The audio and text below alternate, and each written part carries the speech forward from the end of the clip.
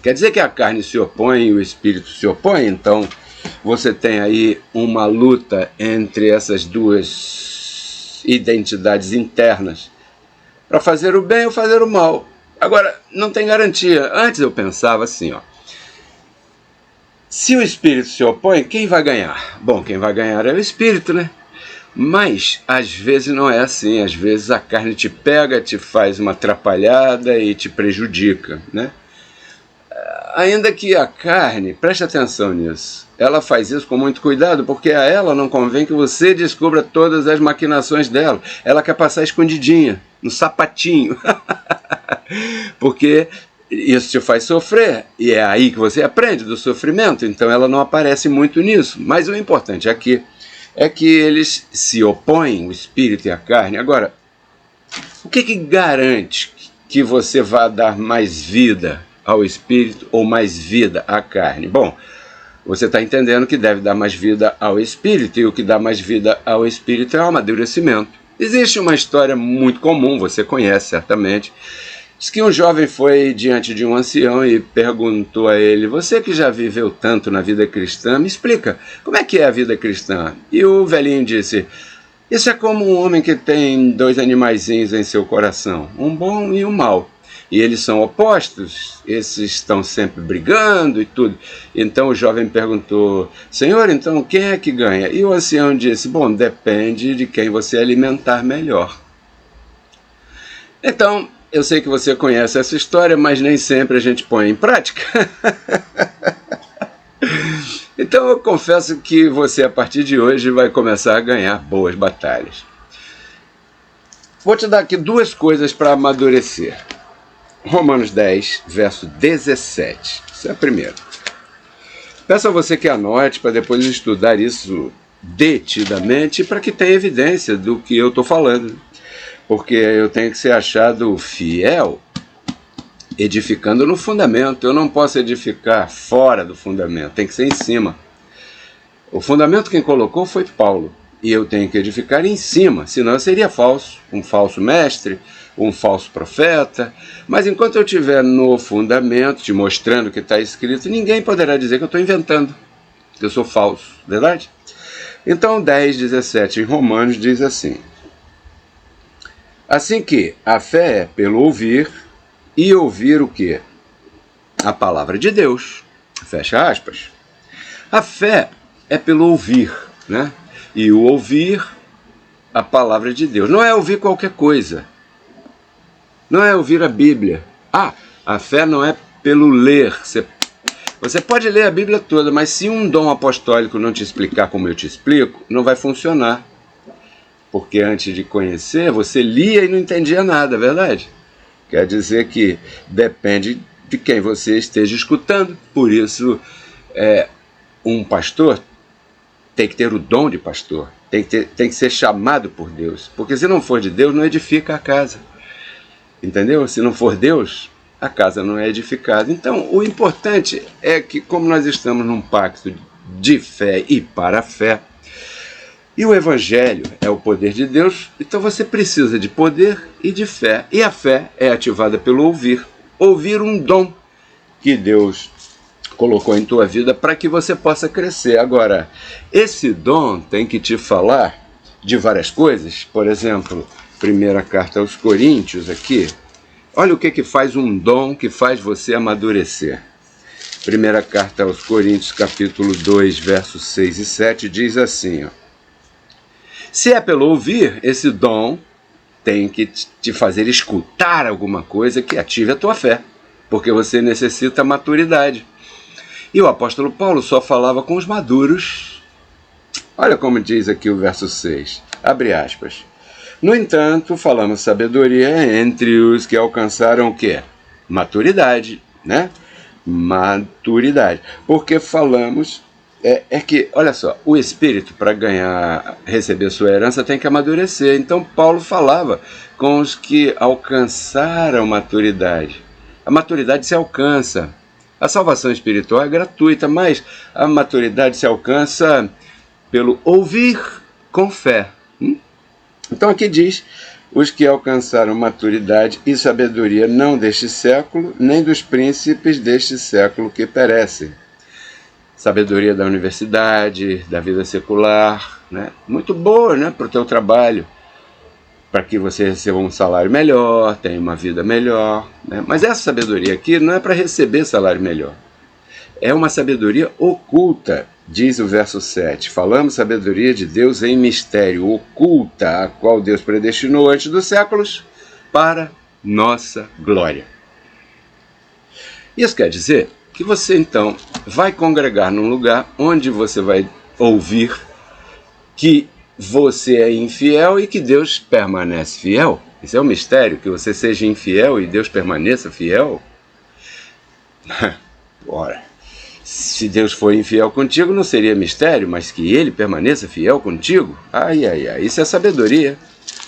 Isso é uma sabedoria que estava oculta. Não é falada em qualquer lugar, né? São lugares específicos onde tem uns dons que explicarão isso.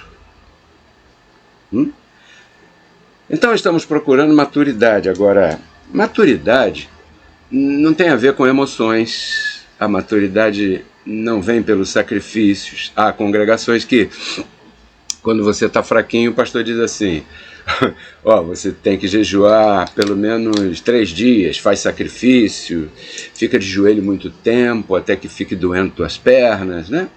Esse tipo de maturidade que você precisa para vencer na tua vida não é pelos sacrifícios pessoais.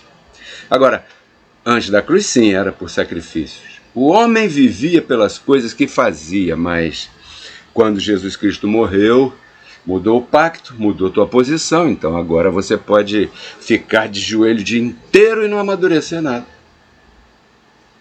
Pode jejuar tantos dias, sacrificando, gritar aleluia, Senhor, te louvo, pode fazer 1000 coisas dessas. Não vai ajudar em nada. Isso é um outro tipo de ajuda. A ajuda que você precisa entra por aqui, pelos ouvidos. Não é pelas orelhas, porque estão as orelhas e os ouvidos. É pelo ouvido daquele que nasceu de novo, daquele que é um filho de Deus. Agora, aqui é importante isso, porque esse ministério aqui, Reconciliados com Cristo, faz uma diferença bem grande, que você fique ou vá embora. Porque se o que eu te dou não te servir para amadurecer, você não vai ficar interessado aqui. Então aí você vai para essas igrejas aí que estão sempre jejuando, repreendendo demônio, gritando aleluia, sacrificando, e não come carne no sábado, e se vestem de outra forma, não vão à praia, não vão ao cinema, faz sacrifício, não vê televisão, não vê filme. Ui, que vida chata, né? Mas é assim. Eles fazem isso pensando que vão crescer espiritualmente. Mas eu tenho evidências aqui no Evangelho que não é assim que se cresce. E eu quero te mostrar, anote aí, Colossenses capítulo 2, verso 20, né? Eu quero que você amadureça, mas eu quero te mostrar aquilo que não vai te ajudar a amadurecer, para que você se situe bem. Colossenses 2:20, anote aí, por favor. Principalmente, anote na tua mente. Não anote só com a caneta. Anote com o teu ouvido, né? Para você ter essa palavra Do que abunda o coração sai pela boca. Primeiro aqui começa com uma pergunta. Pois se estáis mortos com Cristo quanto aos rudimentos do mundo, né? Uma pergunta, começa com uma pergunta. Se morrestes com Cristo quanto aos rudimentos do mundo, por que, como se vivesseis ainda no mundo, vocês se submetem a preceitos tais como não pegue, não coma, não toque, em conformidade a mandamentos e doutrinas de homens, coisas que todas se destroem com o uso, tais coisas têm, preste atenção, certa reputação de sabedoria em culto voluntário, em humildade e em duro trato do corpo. Mas olha só o problema. Mas não tem valor algum contra os apetites da carne. Entendeu? Presta atenção, abençoado. Se você morreu com Cristo. Porque aquele que está em Cristo, como nós, está morto com Ele, assim como você. Então, se você morreu com Cristo, por que você se submete a congregações que te dizem proibido, não pegue, não vá, não coma carne tal dia, a comida de carne de porco é mundana, música tal, em conformidade a mandamentos e doutrina de homens, isso é duro trato do corpo. Eu já fiz isso, me lembro. Eu fui do sistema religioso muitos anos e teve uma vez que eu fiz um jejum mais ou menos de 15 dias. As coisas não iam muito bem e eu fui induzido a fazer um jejum e eu estiquei 14 dias sem comer, quase 15. Já viu uma pessoa assim? Pode se desidratar, ficar doente.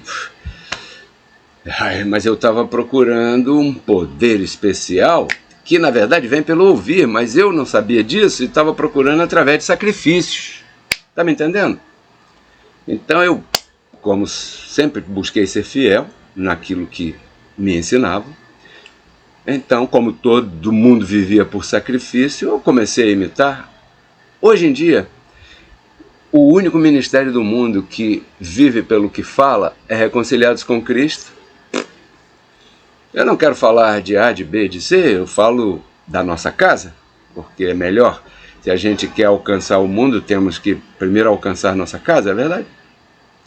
Então diz que essas coisas têm sabedoria, mas é um culto voluntário. Deus não exige, mas a pessoa faz.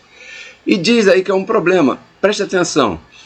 É culto voluntário e é duro trato no corpo. Imagina, eu quase 15 dias sem comer, eu fiquei assim.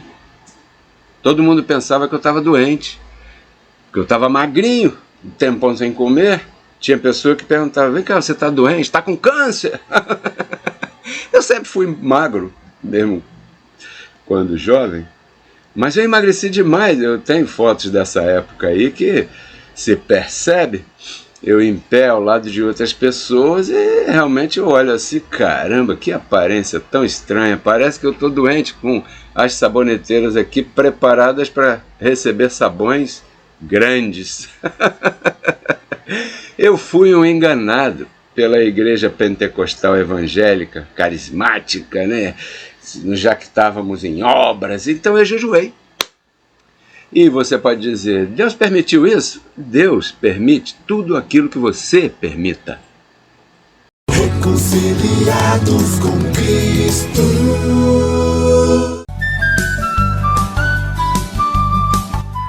Se você gostou do tema que você acabou de ouvir e deseja conhecer um pouco mais sobre este e outros maravilhosos assuntos, eu te convido a visitar o nosso canal no YouTube Pedro Kelly RCC. Ali estão publicadas todas as nossas palestras e ministrações que têm como objetivo agregar na tua vida valores espirituais, emocionais e materiais.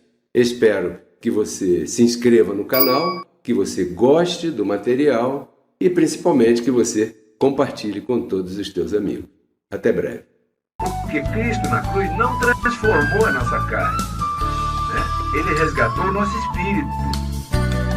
A Bíblia diz que Deus estava em Cristo reconciliando consigo os seus filhos, né? E nos entregou a palavra da reconciliação. E a palavra da reconciliação é essa que nós pregamos, abençoado.